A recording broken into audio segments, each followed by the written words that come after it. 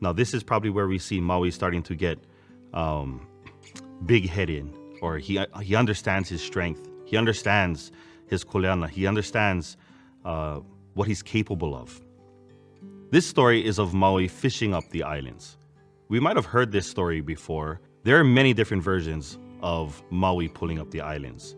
In fact, in New Zealand, they have a story of Maui pulling up a giant fish using the jaw of his grandmother, Manaya Kalani.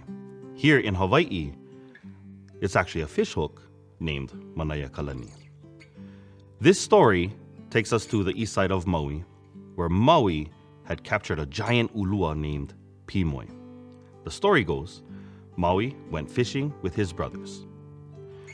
And with his brothers, Maui, was in charge.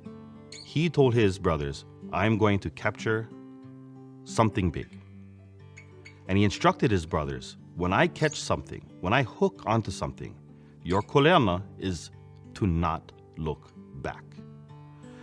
So they agreed. They went paddling far beyond Kipahulu. They paddled out into the open ocean where Maui dropped his fishhook.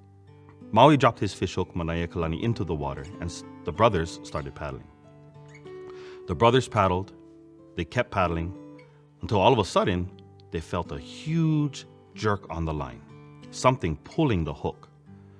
Maui then looked at his brothers and said, keep paddling. Do not look back. They paddled, and they felt as if they were going nowhere because whatever they were pulling was so heavy. This happened for 2 days.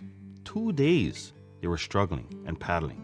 For 2 days, Maui was commanding his brothers to not look back. Then finally, weakness sets in, curiosity sets in, whatever it may be. One of the brothers looks back, and the line snaps, and Maui gets mad. Maui argues with the brothers. I could have pulled up one large mass of islands, but because you look back, all we have is this. Now this story, Pimoi, is specific to Maui. There are many variations across the islands, many different variations. Now this Pimoi is the king of Ulua, who is actually visible in other mo'olelo. But with this story, what we see Maui, who we know as a kolohe, a trickster, someone naughty, he's actually taking charge. He's an alakai. Now, oftentimes when you look at our students in the classroom, these kolohe students, they're expressing qualities of a leader, being alakai. Maui, in this case, he wasn't trying to be tricky. He wasn't trying to be kolohe. He was trying to be a leader. And for the most part, it worked. And in this mo'olelo, we catch a glimpse of his leadership style. Very direct. But he failed to give explanations. He failed to tell the brothers everything they needed to know in order to be successful. But when I look at it, when I analyze it, is that a failure? Is he allowing his brothers the opportunity to trust him?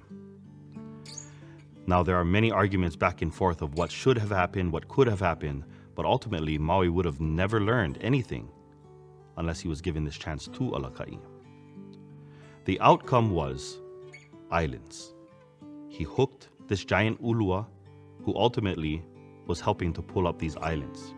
Maui was disappointed as he was unable to complete his task of pulling up one large mass of land, but yet we have the lands here today that we have. So as we look at Maui in this mo'olelo, and we understand his eagerness to be a leader, his confidence in instructing his brothers, how do we give our haumana that opportunity to lead?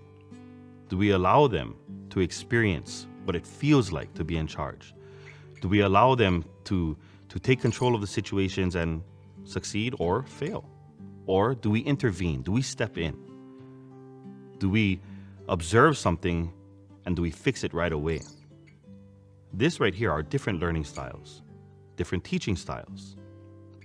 What is the best way for our haumana to experience being a leader? With this story of Maui pulling up the islands, no one else is there. It's him and his brothers. His older brothers, in fact. Maui is given that opportunity to lead because he desires to reach a goal. And his brothers, ultimately, they trust him.